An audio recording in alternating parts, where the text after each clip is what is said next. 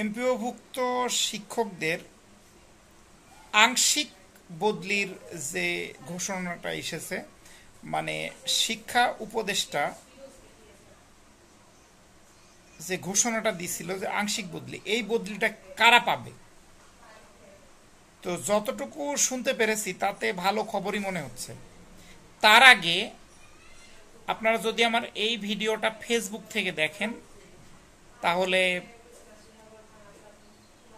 Follow করবেন, আর যদি YouTube থেকে দেখেন তাহলে অবশ্যই সাবস্ক্রাইব করবেন। এখন কারা পাচ্ছে বদলি? প্রথমে যে অগ্রাধিকার ভিত্তিতে বদলিটা দেওয়া হতে পারে তারা হচ্ছে নারী প্রার্থীরা। নারী প্রার্থী মানে জেলার মধ্যে না, জেলার বাইরে, বিভাগের বাইরে যারা যেসব নারী প্রার্থী আছে তারা। হ্যাঁ, আরও আছে দূরের শিক্ষক। এখানে শুধুমাত্র এনটিআরসি এর শিক্ষক না, ইন্ডেক্সধারী যে কোনো শিক্ষক, খুব বেশি দূরত্বে একটা কিলোমিটার নির্ধারণ করে দেওয়া হতে পারে যে এই এত কিলোমিটারের মধ্যে হচ্ছে সব থেকে দূরত্বর ভিত্তিতে একটা অগ্রাধিকার হতে পারে। এই একটা বিষয়। আর একটা বিষয় আমি শুনেছি যে 2016 সালের দিকে ইন্ডেক্সধারীরা বিভাগীয় প্রার্থী হিসাবে একটা মামলা দায়ের করেছিল।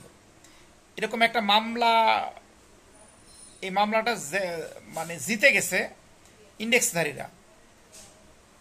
তো এই ক্ষেত্রে এখানে এর সংখ্যাটা খুব কম, 71 জন হতে পারে। তো এর মধ্যে আবার অনেকে বদলি নাও চাইতে পারে বা অবসরে গেছে, এরকম কিছু হতে পারে।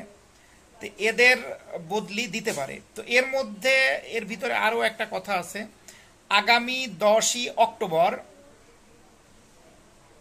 বদলি নেতা সারোয়ার স্যার কে নিয়ে এনটিআরসি এদের সবার জন্য বদলির জন্য, মানে উনি অবশ্য শুধু এনটিআরসি এর শিক্ষকদের বদলি চেয়েছে, তো এনার বদলি দেওয়ার জন্য হচ্ছে বলা হয়েছে।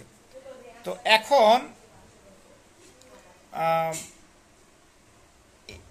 যদি ওনারা আবার যদি হচ্ছে কূটনৈতিক তৎপরতা চালিয়ে কোনো কিছু করে ফেলতে পারে, তাহলে এটাও একটা ভালো কিছু হলেও হতে পারে। তো আসলে কোনোটাই পরিষ্কারভাবে বলা যায় না, কারণ অনেক সময় অনেক কিছু সংশোধন মানে পরিপত্র সংশোধন হতে পারে, এবং যতক্ষণ পর্যন্ত পরিপত্র জারি না হয় ততক্ষণ পর্যন্ত এই জিনিসগুলো আসলে বলা খুবই মুশকিল।